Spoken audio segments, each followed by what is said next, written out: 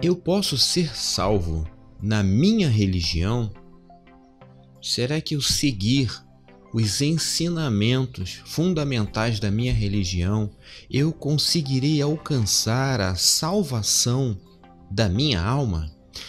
Meu nome é André, seja bem-vindo ao canal Meio Retrô.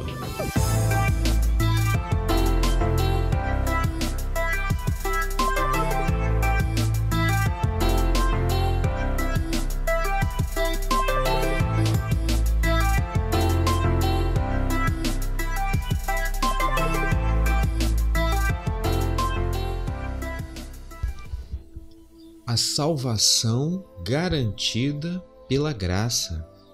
Isto é o que nos garante o apóstolo Paulo na sua carta aos Efésios, no capítulo 2, do versículo 8 ao versículo 22. O apóstolo Paulo começa dizendo assim: ele faz uma afirmação, pois é pela graça que sois salvos. Pela graça. Por meio da fé. É interessante esse sistema, né? É igual você pensar, né? Na luz elétrica, né? A luz elétrica acende por causa da energia elétrica, porém, por meio dos fios, que circula por meio dos fios, né?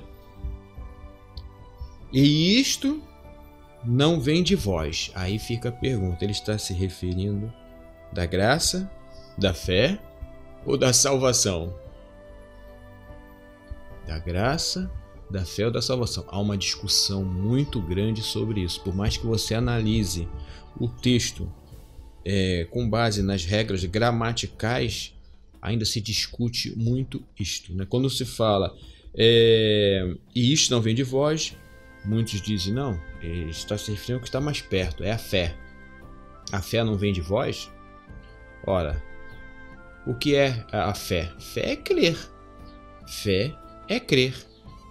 Então, creia, tenha fé. Se a fé vem de Deus, e inclusive o missionário R.R. Soares defende essa interpretação, né? Que a fé é que vem de Deus, né? A fé. Deus é que lhes imputa a fé. É o homem de pouca fé, disse Jesus Cristo referindo-se a Pedro, né? Homem de pouca fé. Pela graça, vou reler novamente, pois é pela graça que sois salvos, por meio da fé. E isto não vem de vós, é dom de Deus. Não vem das obras, para que ninguém se glorie. Ora, obras... Eu acho que quando nós vemos esse pedaço das obras, já começa a nos dar uma luz. O que é que eu quero alcançar na verdade? Eu quero alcançar a fé, eu quero alcançar a graça, eu quero alcançar a salvação? Eu quero alcançar a salvação. Então eu entendo que nesse texto, o principal fator aqui, vamos dizer assim, o sujeito aqui mais importante é a salvação, né? Mais importante aqui é a salvação. Então, como é que eu faço para alcançar a minha salvação? Aí alguém pode, de repente, dizer, como é que eu faço para alcançar a graça? Graça do quê? A graça da salvação. Como é que eu faço para alcançar a fé? Para que você quer a fé? Para alcançar o quê? Eu quero, por meio da fé, alcançar a salvação. Então, eu entendo que a salvação é o elemento aqui mais importante nesse texto do apóstolo Paulo. Então vamos recomeçar de novo. Pois é pela graça que sois salvos, por meio da fé. E isto não vem de vós, é dom de Deus. Não vem das obras, para que ninguém se glorie. Eu mereço, eu não mereço. Pois somos feitura sua, criados em Cristo Jesus para as boas obras, as quais Deus preparou para que andássemos nelas, nas boas obras. Há um outro texto, né, que eu não me recordo onde está, e eu só me lembrei agora, não procurei, que fala que as boas obras foram feitas, né, para que nelas andássemos e nos aperfeiçoássemos. Veja que maravilha! Então, quando nós praticamos uma boa obra, ela faz bem para a gente e nós nos aperfeiçoamos, nós meditamos, né? Até mesmo na boa sensação que a prática daquela boa obra nos traz. Porém, como diz o apóstolo Paulo, não é a prática da boa obra que nos garante a salvação. Vamos continuar o texto. Versículo 11. Portanto, lembrai-vos de que vós outrora éreis, misturei outroras com éreis, que vós outrora éreis gentios na carne, e chamados incircuncisão pelos que na carne se chamam circuncisão, feita pela mão dos homens. Então, a carta aos Efésios, os Efésios não eram judeus, eram gentios. E eles não praticavam a circuncisão, né? Que é aquele corte que faz no órgão genital masculino, né? Tirando uma parte dele. Que era uma prática, e provavelmente creio que ainda o é, no meio dos judeus. Né? Veio lá de trás e creio que deve ser praticada ainda no meio dos judeus. Versículo 12. Que naquele tempo estáveis sem Cristo, quer dizer, os judeus não, né? Os gentios, nós estávamos sem Cristo, separados da comunidade de Israel. Olha que interessante. E estranhos às alianças da promessa, não tendo esperança e sem Deus no mundo. Era assim que nós andávamos. E ao ter visto, né, aquele vídeo que eu falei ontem, da discussão sobre a guarda do sábado, promovido pelos judeus que habitam no Brasil, eu senti, não sei ainda descrever o que eu senti, mas não foi bom o que eu senti. E uma das coisas que eu senti, né, ainda é que os judeus, e nós vamos ler aqui nesse texto, fazem questão de edificar o muro da separação. Vamos ler aqui no texto. Mas agora, em Cristo Jesus, vós que antes estáveis longe, já pelo sangue de Cristo chegastes perto. Nós estávamos longe, agora chegamos perto.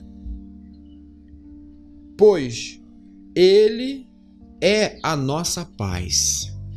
Ele quem? Jesus, Cristo é a nossa paz, o qual de ambos os povos fez um, e destruiu a parede de separação, a barreira de inimizade que estava no meio, desfazendo na sua carne, desfazendo na carne de Cristo, desfazendo na sua carne, na carne de Cristo, no sangue de Cristo. Então, uma barreira que havia entre os judeus e os gentios, mas que infelizmente os judeus não convertidos, né, eles ainda continuam criando esta separação entre eles e os outros povos. A lei dos mandamentos, que consistia em ordenanças para criar em si mesmo dos dois um novo homem, ou seja, do judeu e do gentio, um novo homem, fazendo a paz. E pela cruz reconciliar ambos com Deus, ambos os povos, o povo santo, os judeus, né? E agora os gentios. Pela cruz, por Cristo, matando com ela a inimizade, né? E vindo ele, evangelizou a paz. E a vós que estáis longe, e aos que estavam perto. Quer dizer, Jesus trouxe a paz aos que estavam longe, os gentios que estavam perto, os judeus. Pois, por ele, ambos temos acesso ao Pai em um mesmo Espírito. Assim, já não sois estrangeiros, nem forasteiros, mas concidadãos dos santos e família de Deus, edificados sobre o fundamento dos apóstolos e dos profetas, sendo o próprio Cristo Jesus a principal pedra angular, né? Aquela que foi rejeitada, como o Senhor mesmo, o seu próprio Senhor Jesus Cristo disse que foi rejeitada pelos edificadores. Nele, todo o edifício bem ajustado cresce para templo santo no Senhor. E nele também vós juntamente sois edificados para a morada de Deus no Espírito. Pois é pela graça que sois salvos, por meio da fé. E isto não vem de vós, é dom de Deus. Não vem das obras para que ninguém se glorie. A salvação da nossa alma definitivamente não vem por meio das religiões, por meio de regras e ensinos religiosos, mas por meio de Cristo Jesus. E para finalizar, eu quero ler aqui Apocalipse, apesar de ser Apocalipse, né? Todo mundo fica assim, vai falar sobre o anticristo, o fim dos tempos. Não, vamos ver o que o próprio Senhor Jesus Cristo disse aqui. Apocalipse capítulo 21, a partir do versículo 6, disse-me mais, está cumprido eu sou o alfa e o ômega, Jesus dizendo, o princípio e o fim. A quem tiver sede, de graça lhe darei da fonte da água da vida. Quem vencer, herdará todas estas coisas, e eu serei seu Deus, e ele será meu filho. Mas, aqui é a parte importante, quanto aos medrosos, aos incrédulos, e aos abomináveis, e aos homicidas, e aos adúlteros, e aos feiticeiros, e aos idólatras, e a todos os mentirosos, a sua parte será no lago que arde com fogo e enxofre, que é a segunda morte. Ou seja, para os que vivem na prática, aqui reprovada, né, por Deus, revelada aqui por meio de Cristo, que vivem na prática. Pois todos nós cometemos no passado, né, cometemos, né, no presente e cometeremos, né, um ou outro pecado, vamos assim dizer, né, que nos condenaria, né, nos impediria de entrar no reino dos céus, se vivermos na prática daquele pecado. Mas se reconhecemos pela palavra que aquilo que fazíamos, né, é errado, pedimos perdão a Deus e mudamos o nosso procedimento, lembra? Arrependei-vos. Arrependimento é mudança de procedimento. E eu não vou mudar o meu procedimento se eu não tiver conhecimento por meio da palavra que aquela minha forma de proceder é errada. Então, no momento que eu conheço pela palavra que aquela minha forma de proceder é errada, né, arrependei-vos e creio, e crede. E que eu creio na palavra, começa a minha vida a ser transformada. Então, arrependimento é mudança de procedimento por meio do conhecimento da palavra. É simples assim. Não vem pelas obras. Não é porque, no caso eu sou evangélico, não é porque eu não falto um culto, não é porque eu não falto uma festinha, uma organização, um trabalho desenvolvido pela minha religião evangélica que eu vou alcançar a graça da salvação. Não, não é porque eu estou sempre ali presente dentro das quatro paredes, não.